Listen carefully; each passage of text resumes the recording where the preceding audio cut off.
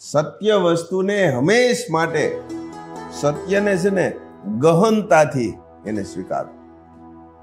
ઉપર સળી નહીં, ગહનતા એટલે ઊંડાણથી સ્વીકારો.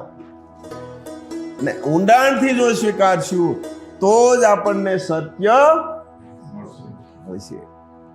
કે છે ને આપણે જો સત્ય મેળવવું હશે તો આપણે ઊંડું જવું પડશે ને જવું જ પડશે. આપણે ખોટી વાત હશે ને એમાં ઊંડાણમાં જશું જાણવા માટે, પણ સત્ય જાણવા માટે ઊંડાણમાં જતા નથી.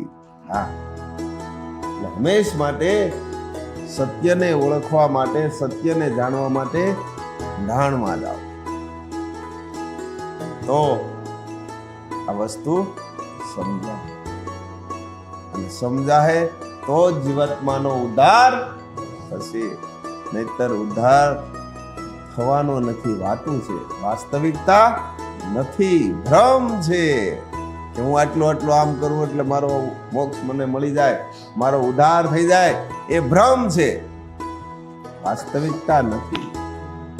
વાસ્તવિકતા એ જ છે જે આચરણ છે તે વાસ્તવિકતા.